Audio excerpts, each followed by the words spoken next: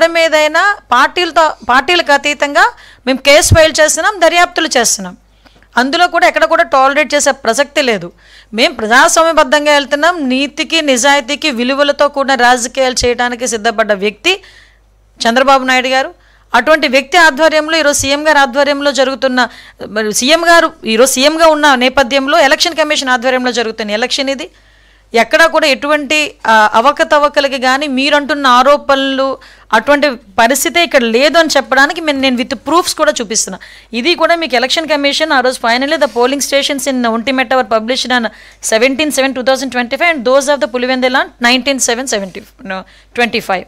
So మనకి ఎక్కడా కూడా ఈ అబ్జెక్షన్స్ రైజ్ కూడా కాలేదు. సో పోలింగ్ బూతులు as per election commission guidelines polling బూతులు కూడా మార్చడం జరిగింది. అది కూడా ఎలక్షన్ కమిషన్ గైడ్లైన్స్ ప్రకారం ఎలక్షన్ కమిషన్ మార్చమంటేనే. సో ఇవన్నీ కూడా ఒక్కసారి మనం కూడా అర్థం చేసుకోవాలి. అట్ ద సేమ్ టైం మీ అందరికీ తెలుసు, మాట్లాడితే దొంగ ఓట్లు వేయాలి అని. మీకు అబ్జర్వ్ చేయండి, నేను ఎందుకంటే ఒక్కొక్కసారి బాధ, ఒక్కొక్కసారి ఇలాంటి వాళ్ళతోనే రాజకీయాలు చేస్తున్నామన్న పరిస్థితి కూడా మమ్మల్ని ఒక్కొక్కసారి మేము డైజెస్ట్ చేసుకోలేము. ఎందుకంటే లాస్ట్ కుప్పం ఎలక్షన్స్ దగ్గర నుంచి, తిరుపతి బై ఎలక్షన్స్ దగ్గర నుంచి మనకి ఎమ్మెల్సీ గ్రాడ్యుయేట్ ఎలక్షన్స్కి కూడా మనం అబ్జర్వ్ చేసుకుంటే, గ్రాడ్యుయేట్ కాని వాళ్ళని 10th క్లాసు చదివి ఫెయిల్ అయిన వాళ్ళని కూడా ఆ రోజు ఓట్లు వేయడానికి బస్సుల్లో దింపిన సందర్భాన్ని నేను ఈ టైంలో గుర్తు చేయాలి. అటువంటి సంఘటనలు ఇక్కడ ఎక్కడా జరగలేదే. ఎక్కడ కూడా కనీసం ఒక్క ఓటు కూడా గల్లంత అవ్వలేదే. మీరు ఒక్క ఓటు గల్లంత అయిందని చెప్పి చూపించమనండి. ఎక్కడ ఒక్క ఓటు కూడా గల్లంత కాలేదు. యాజ్ పర్ గైడ్లైన్స్ ప్రకారం, ఎలక్షన్ కమిషన్ గైడ్లైన్స్ ప్రకారం వచ్చిన ఓటర్లు అందరూ అందులోనే ఉన్నారు. మేము ఓటర్లను ఎక్కడ ప్రలోభ పెట్టలేదు. ఈరోజు నిజంగా పులివెందులలోని ఓట్లు వేయటానికి వాళ్ళకి ప్రజాస్వామ్యబద్ధంగా వాళ్ళకి నచ్చిన వాళ్ళకి ఓటేయడానికి ఈరోజు సిద్ధంగా ఉన్నారు. వాళ్ళు కూడా ఆలోచిస్తున్నారు. ఒక బాబాయిని చంపిన వాడికి మేము ఓటేయాలా, అతను ప్రపోజ్ చేసిన ఆ వ్యక్తికి మేము ఓటేయాలా అన్నది కూడా వాళ్ళు ఆలోచిస్తున్నారు. మొన్న రాఖీ పండుగ అయింది, 2 చెల్లెళ్ళు ఉన్నారు. 2 చెల్లెల్లోనూ కూడా ఒక చెల్లి కూడా వెళ్ళి రాఖీ కట్టే పరిస్థితి కూడా కనిపించలేదంటే, ఆ చెల్లెల్నే భయపెట్టే పరిస్థితిలో ఉన్న వ్యక్తి, బలపరిచిన వ్యక్తికి మేము ఓటేయాలన్న ఆలోచనలో పులివెందుల ప్రజలు కూడా ఉన్నారు. ఈరోజు మనం ఆలోచన చేసుకుంటే, అంటే తల్లి మీద చెల్లి మీద కూడా ఆస్తి కోసం కోర్టుకి ఎక్కిన మనిషికి మనకి ఏం న్యాయం చేస్తాడని అతను బలపరిచిన వ్యక్తికి ఓటేయాలన్న ఆలోచనలో వీళ్ళు కూడా ఉన్నారు.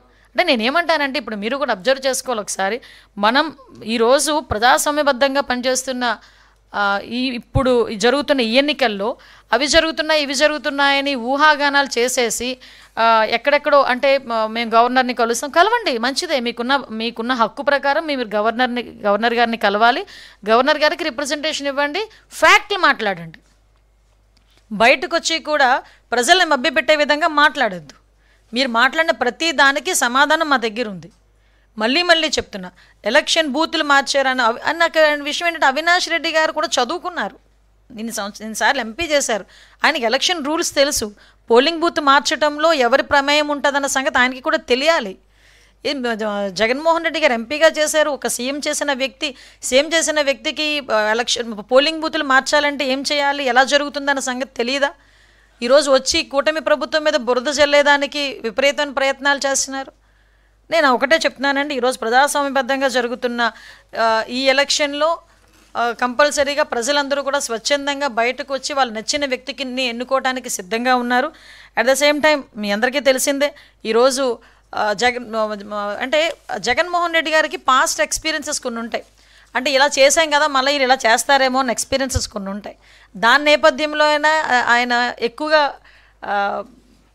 దాన్ని ఏమంటారంటే ఎగ్జాజరేట్ చేసి చెప్తున్నాడు అనమాట. ఆయన అంటే దొంగ ఓట్లు అప్పట్లో తీసుకొచ్చి ఓట్లు వేయించిన ప్రయత్నం చేసింది, ఓట్లు వేయించింది ఆయనే, ఆ నామినేషన్లు చింపించింది ఆయన. సీఎంగా ఉండేటప్పుడు, జగన్మోహన్ రెడ్డి సీఎంగా ఉండేటప్పుడు నామినేషన్లు కూడా జరిగిపోయి చాలామందిని కొట్టారు, హత్యా ప్రయత్నాలు చేశారు, బెదిరించారు, ప్రలోభ పెట్టారు.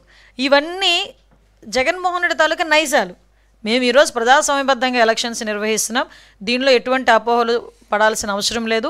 ప్రజలందరూ స్వచ్ఛందంగా, పులివెందుల ఒంటిమిట్టలో ఉన్న ప్రజలందరూ కూడా స్వచ్ఛందంగా వచ్చి వాళ్ళకి నచ్చిన వ్యక్తికి ఓటేసుకునే హక్కు, ఆ అవకాశం కూడా గవర్నమెంట్ కల్పిస్తుంది. దానికి సంబంధించిన భద్రతా చర్యలన్నీ కూడా అన్ని ప్రికాషన్స్ మేము తీసుకున్నాం. ఎక్కడ కూడా ఎటువంటి ఇన్సిడెంట్స్ జరగకుండా మేము అన్ని ప్రికాషన్స్ తీసుకున్నాం.